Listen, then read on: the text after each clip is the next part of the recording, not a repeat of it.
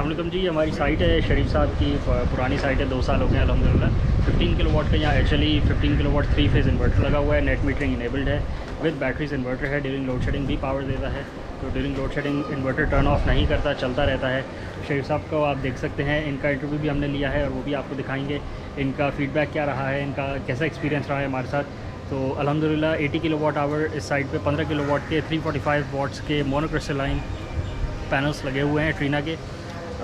वो रफली इन a month 2400 unit produce कर देते हैं। हमारी कैलकुलेशन होती है ऑन द सेफ साइड 2100 से 2200 यूनिट प्रोड्यूस करना चाहिए, क्योंकि एलिवेटेड स्ट्रक्चर है। यहाँ पर 2400 units in a month produce करता है। 80 यूनिट्स पर डे की प्रोडक्शन है। 80 यूनिट्स में जितना ये सेल्फ कंज्यूम कर लेते हैं वो ज़्यादा रेट पे इनको बचत हो जाती है। बाकी जो बकाया यूनिट्स एक्स्ट्रा प्रोड्यूस करे हुए होते हैं वो के इलेक्ट्रिक और नेट मीटर हो जाते हैं, उसके थ्रू उनको नेट मीटरिंग के थ्रू क्रेडिट हो जाता है इनका बिल, और मंथ में जो थोड़ा बहुत रह जाता है वो बिल इनको आ रहा था।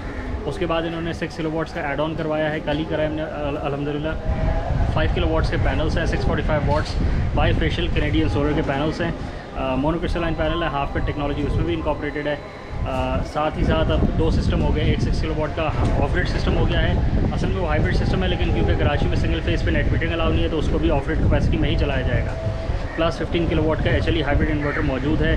अब वो मेजरली नेट मीटरिंग के थ्रू चला गया है, बट नॉनदलेस क्योंकि एक सिलेक्टर के थ्रू इनको ऑप्शन दे दिया गया है कि अपने लाइट लोड को स्विच कर सकते हैं। ये 6 किलोवाट पे भी रन कर सकते हैं। प्लस अगर इनको इशू हो, बैकअप और ज़्यादा चाहिए हो, तो हाइब्रिड इन्वर्टर की जो बैटरीज हैं उसको भी सेल्फ कंज्यूम कर सकते हैं।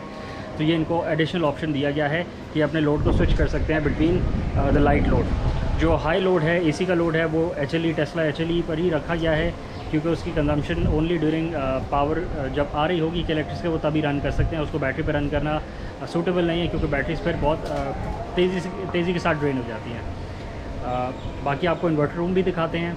इन्वर्टर रूम स्पेशली इन्होंने डिज़ाइन किया है, और उसकी वजह से फ़ायदा ये होता है कि डस्ट एक्यूमुलेशन नहीं होती, पानी की पेनिट्रेशन नहीं होती, कंपोनेंट का फेलियर के चांसेस बहुत लो हो जाते हैं। तो क्योंकि कमरा बहुत साफ़ है, कमरे में हवा नहीं आ रही, डस्ट नहीं आ रही, पानी नहीं आ रहा, तो जो इन्वर्टर की लाइफ है वो इजीली 10+ ईयर्स इंशाल्लाह चली जाएगी।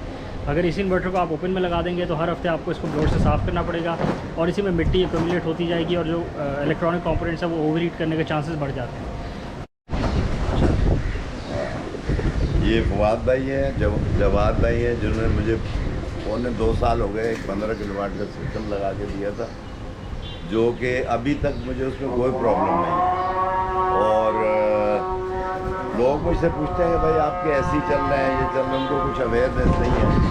मैं उनको समझाता हूँ कि भाई ऐसे ही जो है वो इस तरह से चलते हैं कि ये जो कुछ के इलेक्ट्रिक से ले लेते हैं, कुछ अपने पास से लेते हैं। अगर दिन को है तो वो पूरे चल जाते हैं, रात को है तो जो यूनिट गए होते हैं वो उसको मिलते हैं। मुझे कोई प्रॉब्लम नहीं, मुझे यही नहीं पता कि लोड शेडिंग हो रही है या नहीं हो रही। ये 2.25 साल हो गए हैं, और मेरे पैसे भी वसूल हो गए हैं। तकरीबन 5-6 लाख का फ़र्क रह गया होगा, वो 6 महीने मेरे फ्री हो जाएगा। अभी मैंने नेक्स्ट और लगवाया इनसे 5-6 किलोवाट का, कि मुझे ताकि जो थोड़ा बहुत बिल आता है वो भी ना आए, तो वो भी इन्होंने अभी लगा के दिया। बहुत अच्छा है, इन्होंने वर्किंग है इनकी, और तामन भी है। आफ्टर मतलब लगाने के बाद सर्विस भी देते हैं। कोई भी प्रॉब्लम हो हम फ़ोन करें, लेकिन प्रॉब्लम हुआ ही नहीं जो उनको बोले हम। तो आप लोग भी जो है ना ये लगाएं भाई, ये लगाने से जो है ना बहुत फ़ायदे हैं। मेरा 1-1.5 लाख का बिल जो है, मेरा 10,000 का बिल रह गया। अब वो 6 किलोवाट का और लगा दिया, वो भी ख़त्म हो जाएगा। बल्कि मैं के इलेक्ट्रिक से चेक लूँगा 3 महीने बाद। हाँ देते हैं ना भाई। आपके रफली कितने बनाता है दिन में 15 किलोवाट वाले? 15 किलोवाट कल मेरे 13 बना रहा था, 13 किलोवाट बना रहा था, और मेरा यूज़ था 4.5-5 का। और बाकी वो किधर जा रहे थे? वो केव को जा रहे थे।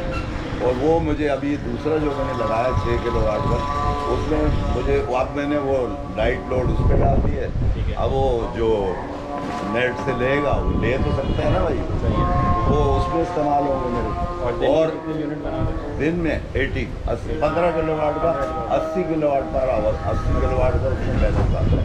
और मेरे इस्तेमाल होते हैं 40-45 हुए, बाकी रात के लिए रह जाते हैं, रात को बदल लेते हैं। तो ये है इसका फंक्शन। कईयों के समय में नहीं आता, वो बोलते हैं यार ये बैटरियाँ कैसे चलाएंगी? भाई बैटरियाँ नहीं चलाती, वो चलाते हैं। हाँ, जब आपकी लाइट जाती है तो ऐसे ही वो ऑटोमेटिक वो बंद कर देता है, और फैन और दूसरी का लोड शेडिंग हुई है नहीं, कमरा तो ठंडा हुआ होता है। सही है, ये ठीक है। जैसा कि आप देख सकते हैं ये टेस्ला का HLE मॉडल है। 15 किलोवाट्स का 3 phase grid enabled hybrid inverter है। इसके साथ बैटरीज भी कनेक्ट हो जाती हैं, ड्यूरिंग लोड शेडिंग भी आपको पावर देता रहता है और नेट मीटरिंग भी करता रहता है। 3 फेज़ का इन्वर्टर है। पर फेज़ 5 किलोवाट्स का लोड अवेलेबल होता है। सर्ज कैपेसिटी पे 10 किलोवाट्स पे चला जाता है पर फेज़। तो क्योंकि 15 किलोवाट का इन्वर्टर है, इस पर 30 किलोवाट्स का सर्ज कैपेसिटी आपके पास अवेलेबल होती है फॉर 10 सेकेंड्स। आप देख सकते हैं इसके साथ फीनिक्स की टॉल ट्यूबुलर 230 एम्पेयर आवर की 4 बैटरीज कनेक्टेड की गई थी। 2 साल पहले ये सिस्टम लाइव किया गया था अल्हम्दुलिल्लाह। अभी तक क्लाइंट को कोई इशू नहीं आया। साथ ही आप देख सकते हैं DC-DP बॉक्स सेपरेट किया गया है, AC-DP बॉक्स सेपरेट किया गया है। इसके अंदर MCB, MCCBs, phase selector, surge protector सब डिवाइसेस इंक्लूडेड हैं ताकि जो सेफ्टी के मैटर है उसको भी मद्देनज़र रखा जाए। दूसरी साइड पर आप देख सकते हैं कि अभी कल इंस्टॉल किया गया है 6 किलोवाट्स का single phase of grid inverter. Actually ये हाइब्रिड इन्वर्टर है लेकिन कराची में के इलेक्ट्रिक ने सिंगल फेज़ में नेट मीटरिंग अलाउ नहीं करी, इसलिए इसको ऑफ ग्रिड कैपेसिटी में ही चलाया जाएगा। इसके साथ अपना बैटरी बैंक मौजूद है। 230 एम्पेयर आवर 12 वोल्ट्स की बैटरीज़ हैं। ये रफली 10 किलोवाट आवर का बैटरी बैंक मौजूद है। इसकी यूजेबल कैपेसिटी 6 किलोवाट आवर होती है। क्योंकि क्लाइंट को एक रिक्वायरमेंट थी कि मैं अपने लोड को स्विच कर सकूं between both the inverters, both the battery banks, तो इनको एक through a selector change over इनको ये ऑप्शन दिया गया है कि अपने लोड को स्विच कर सकते हैं। पहले ये उस लोड पर रन कर लेंगे, उस इन्वर्टर पर रन करेंगे। अगर लोड शेडिंग का जो दौरानिया है वो ज़्यादा लंबा हो जाता है, वो स्विच करके इस इन्वर्टर पर भी आ सकते हैं और अपने लोड को इस बैटरी बैंक से भी पावर दे सकते हैं।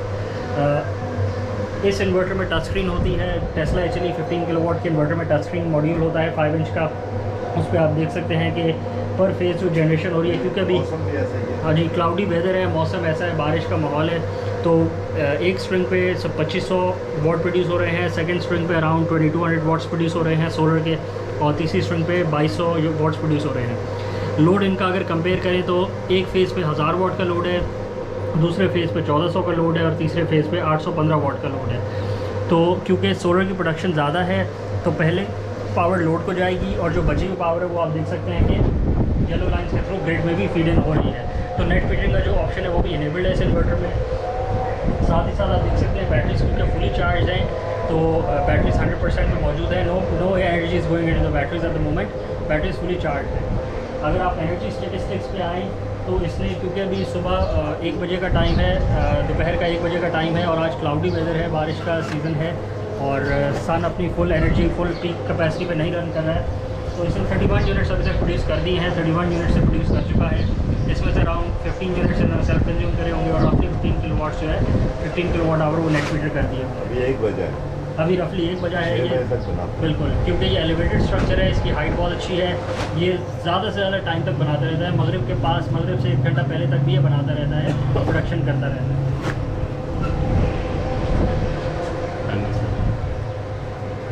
इसको और रूम भी अच्छा।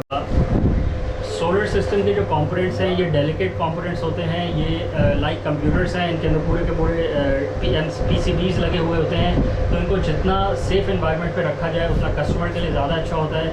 लॉन्जेविटी जो होती है, जो लाइफ होती है इन इन्वर्टर्स की, वो बढ़ जाती है। कस्टमर ने अपने लिए एक रूम डिज़ाइन किया है, मैं लेता हूँ, थैंक यू, मैं लेता हूँ, थैंक यू।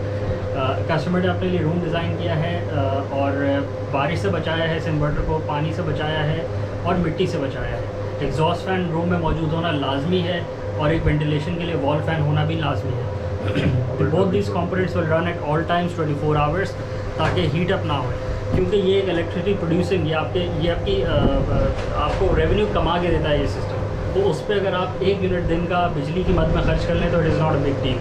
उससे ये होता है कि जो सिस्टम की लाइफ है वो बहुत ज़्यादा हो जाती है। अल्हम्दुलिल्लाह 2 साल हो गए हैं, इन्वर्टर में कोई इशू नहीं आया, ना ही कोई मेल फंक्शन हुआ है। उसकी बड़ी क्लियर सी वजह है कि आप जितनी चीज़ों को प्रोटेक्ट करेंगे उतनी उसकी लाइफ बढ़ जाएगी। आप देख सकते हैं कि रूफ़ को भी अच्छा स्लोप दिया गया है ताकि पानी की जो एंट्रेंस है वो बिल्कुल मिनिमाइज़ हो जाए। चारों तरफ आप देख सकते हैं कि सीमेंट की वॉल है और एग्जॉस्ट फैन और फ़ैन मौजूद है। तो यही मिनिमम चीज़ें होती हैं जो रिक्वायर्ड होती हैं for an electrical room. Ventilation window भी मौजूद है, वेंटिलेशन के लिए विंडो भी मौजूद है, उसमें ग्रिल भी, जाली भी लगी हुई है ताकि जो एयर है वो एक तरफ से इन होके एग्जॉस्ट फैन के थ्रू आउट हो जाए। भी रखा हुआ है, हर हफ्ते मारते हैं। बिल्कुल, अब ब्लोअर मौजूद है इस रूम में। क्लाइंट की बहुत स्ट्रिंजेंट क्लीनिंग पॉलिसी है कि हर हफ्ते मैंने इसको साफ़ करवाना है, यहाँ पर मॉप लगवाना है ताकि डस्ट की एक्यूमुलेशन ना हो। तो इससे क्लाइंट का ही ज़्यादा से ज़्यादा फ़ायदा है कि इन्वर्टर में मैल फंक्शन के चांसेस बिल्कुल मिनिमल होते हैं। बैटरीज में भी वो जो है हर वक्त चेकिंग होती है, उसमें हमने बोतलें रखी हैं बिल्कुल। और हर वक्त देखें लेवल आपका बराबर है ना। बिल्कुल टॉल ट्यूबुलर बैटरीज हैं, बाहर से ही अंदाज़ा हो जाता है कि पानी का लेवल कम हो तो उतना टॉपअप कर दें आप इसे। तो कितने महीने बाद आपको टॉपअप करने की ज़रूरत पड़ती है? जिसको जी मेरे ख्याल में मैंने अभी तक 2-3 दफ़ा डाला होगा 2 साल में। बस। हाँ ठीक है, तो 1.5 से 2 साल के दौरान ही में 2 से 3 दफ़ा बैटरीज में पानी डाला है। 2 बोतलें खरीद ली हैं क्योंकि इंडिकेटर बाहर मौजूद है इसलिए खोल के देखने की ज़रूरत नहीं है। अगर इंडिकेटर बाहर मौजूद ना होता तो फिर आपको रूटीन में खोल के चेक करना पड़ता, वो एक हैसल होती है। बाकी the batteries are design for solar systems, deep cycle batteries हैं, तो बैटरीज की परफॉर्मेंस भी अलहमदिल्ला बहुत अच्छी है। और ये स्ट्रक्चर भी दिखाएँ तो मैं घुमा देता हूँ, चलो। आप देख सकते हैं एलिवेटेड स्ट्रक्चर यहाँ पे डिज़ाइन किया गया था कस्टमर की रिक्वायरमेंट के मुताबिक। बैक से अराउंड 18 फीट की हाइट है इसकी और फ्रंट से अराउंड 9 से 10 फीट की हाइट है इसकी। तो इस पर 15 किलोवाट प्लस एक एडिशनल 5 किलोवाट का जो सोलर पैनल्स हैं वो सारे कनेक्टेड कर दिए गए हैं। ये जो आप देख सकते हैं पीवीसी बैकशीट, वाइट बैकशीट वाले जो सोलर पैनल्स हैं ये अराउंड 1.5 साल पुराने हैं जब 15 किलोवाट का टेस्ला एक्चुअली इन्वर्टर यहाँ पे कनेक्ट किया गया था। ये मोनोक्रिस्टलाइन पैनल्स हैं 345 वाट्स के, ट्रीना के हाफ कट पैनल्स हैं, अराउंड 45 मॉड्यूल्स हैं ये। और हर हफ्ते इनकी वो भी करता हूँ बिल्कुल हर हफ्ते ये वॉश होते हैं सोलर पैनल्स, उसी की वजह से इनकी एफिशिएंसी जो है वो ज़्यादा से ज़्यादा रहती है। दूसरी साइड पर आप देख सकते हैं कि 645 वाट से कैनेडियन बाईफेशियल पैनल्स कनेक्ट किए गए हैं। ये भी मोनोक्रिस्टलाइन पैनल्स है, हाफ कट टेक्नोलॉजी इस पर भी इनकॉर्पोरेटेड है। बट क्योंकि बाईफेशियल है तो ये जो रूफ टॉप है, क्योंकि मार्बल यहाँ पे फ्लोरिंग हुई भी है, तो जो रिफ्लेक्टेड सनलाइट है उसको कैप्चर करके अराउंड 10 से 15% इसकी एफिशिएंसी ज़्यादा हो जाती है कंपेयर टू मोनोक्रिस्टलाइन पैनल। तो क्योंकि नई टेक्नोलॉजी थी इसको भी इनकॉर्पोरेट किया गया है। क्लाइंट की बहुत रिक्वायरमेंट थी कि मुझे नए से नए पैनल कनेक्ट करके दिए जाएँ। अब इस साइड पे जो रफली टोटल जनरेट कनेक्टेड कैपेसिटी हो गई है वो हो गई है 15 किलोवाट प्लस 5 किलोवाट। इन्वर्टर्स में देखें तो 15 किलोवाट का एक इन्वर्टर मौजूद है, 6 किलोवाट का एक और इन्वर्टर मौजूद है, तो टोटल 21 किलोवाट्स के इन्वर्टर मौजूद हैं और रफली 20 किलोवाट्स के solar panels PV generational capacity मौजूद है। हाइब्रिड इन्वर्टर्स हैं। करंट जो सिनेरियो है पाकिस्तान का, लोड शेडिंग क्रॉनिक हो जाती है, किसी भी टाइम पे लोड शेडिंग के दौरान या बढ़ जाता है ड्यू टू फ्यूल शॉर्टेज और वट एवर रीज़न। उसमें हमारी recommendation as green tech solar specialist यही है कि आप हाइब्रिड सिस्टम लगवाएं, ऑन ग्रिड सिस्टम्स को कम से कम प्रेफर करें, क्योंकि during load shedding hours on grid system खुद भी शट डाउन की तरफ चला जाता है, वो आपको भी पावर नहीं देता, प्लस वो नेट मीटरिंग भी इनेबल नहीं कर पाता उस टाइम के दौरान। तो hybrid system is the way to go for Pakistan at the moment. Hybrid system का फ़ायदा ये है कि अगर in the longer run you don't want to install batteries, आप बैटरीज़ को नहीं भी इंस्टॉल करके as an on grid inverter उसको यूज़ कर सकते हैं। बट अगर आपके यहाँ लोड शेडिंग बढ़ जाती है तो बैटरीज आप उसमें इनकॉर्पोरेट कर सकते हैं, उसमें ये ऑप्शन मौजूद होता है। On grid system pure on grid system होता है, उसमें बैटरीज मौजूद नहीं होती, ना वो आज कनेक्ट हो सकती हैं ना वो 10 साल बाद कनेक्ट हो सकती हैं, क्योंकि उसमें डीसी साइड मौजूद ही नहीं होती, उसकी जो कंपोनेंट सर्किटरी है उसमें वो फैसिलिटी मौजूद ही नहीं होती। तो हमारी रिकमेंडेशन हाइब्रिड इन्वर्टर्स की ही है और they are the most suited inverters for Pakistan at the moment. Thank you.